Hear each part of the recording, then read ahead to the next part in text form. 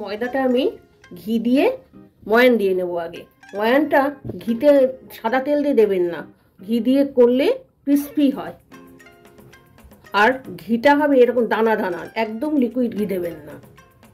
আমি চা চামচের 4 চামচ ঘি দিলাম। এবার এটাকে আমি ভালো করে হাত দিয়ে ময়ান দিয়ে নেব।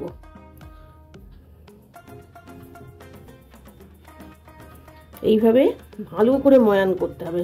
যত ময়ান ভালো হবে তত ক্রিস্পি হবে ভালো। এটা আমার এইভাবে করতে করতে ভালোভাবে ময়ান হয়ে গেছে।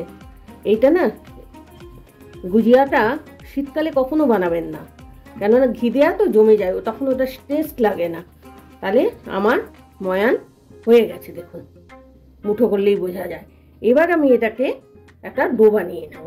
তাতে আমি উষ্ণ গরম জল, আঙ্গুল ঢোকানো যায় এরকম উষ্ণ গরম জলে এটা মাখবো, টাইট করে মাখবো। তাহলে আমার ময়দার ডোটা গুজিয়ার জন্য তৈরি করা হয়ে গেল। এ দেখুন টাইট, বেশি নরম করবেন না। এবার এটাকে আমি 1 ঘন্টার জন্য রেস্টে রাখবো। গুজিয়ার জন্য আমাদের একটা পুর তৈরি করতে হবে। প্রথমেই আমি অল্প একটু ঘি দিয়ে, 1 চামচ ঘি দিয়ে কাজু কুচি আর আমুলটাকে ভেজে নেব কুচি করা। কিশমিশটা কখন দেবো দেখাচ্ছে পরে।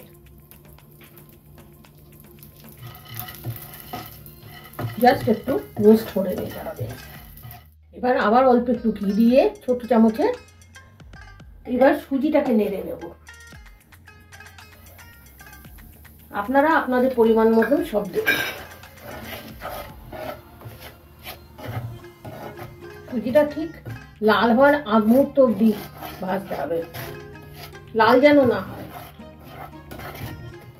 এবার এই যে শুকনো নারকেলটা গুঁড়ো করে, যে নারকেলটা গুঁড়িয়ে রেখেছিলাম, সেইটা এখন একটু ফ্রাই করে নেব শুধু কড়াইতে, ফ্রাই প্যানে। আপনারা যারা, আমরা তো ঘরে নারকেলটা শুকিয়ে গিয়েছিল তাই এটা গুঁড়ো বানিয়েছি, আপনারা বাজার থেকেও কিনে নিতে পারেন। এটা এর বাদামি অংশটা খুব সাবধানে ছাড়াতে হয়, পরিষ্কার করতে হয়। নারকেলটাও আমার ফ্রাই হয়ে গেছে, যেন লাল না হয়। এবার 1/2 চামচ ঘি দিয়ে মাওয়াটা বা খোয়া ক্ষীরটা নেড়ে নেব। এটা আমি স্ক্র্যাপারে ঘষে নিয়েছি।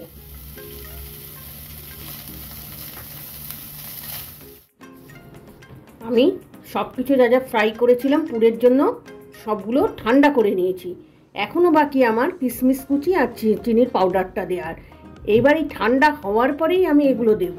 তাহলে চিনির পাউডারটা আমার পরিমাণ মতন আমি দিচ্ছি, আর কিশমিশ কুচিটা দিচ্ছি। এবার এটাকে ভালো করে মিশিয়ে নিতে হবে। আটাটা আমার 1 ঘন্টা রেস্ট হয়ে গেছে।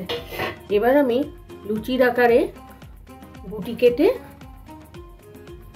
গুজিয়া তৈরি করব।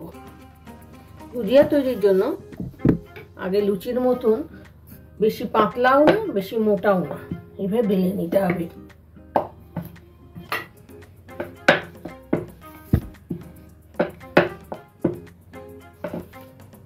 তারপরে এই গুজিয়ার সাজে আমি এটাকে উপরে দিয়ে দেব।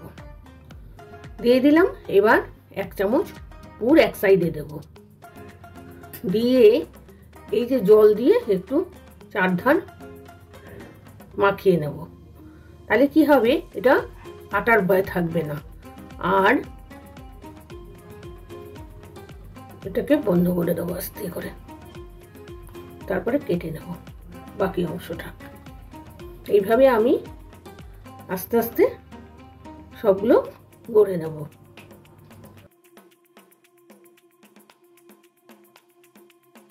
এখন আমার কিছুটা করা হয়ে গেছে তৈরি। এবার আমার ভাজার পালা। তা ভাজার জন্য আমি কড়াইতে সাদা তেল দেব আর ঘি দেব।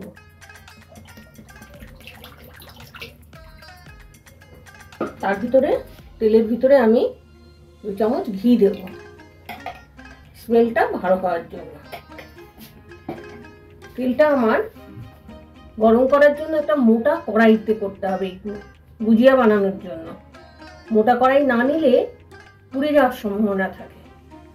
আর গুজিয়া তৈরি করার সময় গ্যাসের আঁচ একটু লো ফ্লেমে রাখতে হবে বা মিডিয়াম ফ্লেমে। লো ফ্লেমেই করাটা ভালো, তাহলে পুড়ে যাওয়ার সম্ভাবনা থাকে না।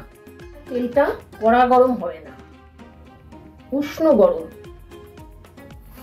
এবার আমি তেলটা অল্প গরম হয়ে গেছে,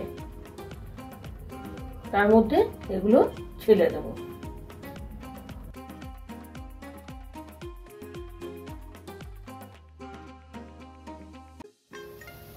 দেখেছেন কি সুন্দর সব ফুলে উঠেছে। আস্তে আস্তে পুরো লো ফ্লেমে করতে হবে, আস্তে আস্তে। এবার একটু উল্টে দিয়ে দেখাচ্ছি। এরকম উল্টে দিলাম, সব লাল করে ভাজতে হবে আস্তে আস্তে, এতে ক্রিস্পি হবে ধীরে ধীরে ভাজলে। কাটারও ভয় থাকবে না, যে জন্য জল দিয়ে মুখটা আটকে দিয়েছি। আমার এগুলো লাল হয়ে উঠেছে। আস্তে আস্তে করে উল্টে উল্টে সব ভাজতে হয়, বেশি তাড়াহুড়োর কাজ না কিন্তু এগুলো। এইটা এখন উল্টানোই যাচ্ছে না, তখন কি করবেন, ঝাঁঝরি দিয়ে ধরে রাখতে হবে। এইভাবে এইভাবে চেপে ধরলে এটা ভাজা হয়ে যাবে কিছুক্ষণ। এবার দেখুন, তাহলে আমার ভাজা হয়ে গেছে সব। এইবার তুলে ফেলবো এগুলো। আর বুঝেছেন কতক্ষণ সময় লাগলো, আর ক্রিস্পি হয়, এতে কালারটাও ভালো হয়। লো আঁচে সবসময় বানাবেন।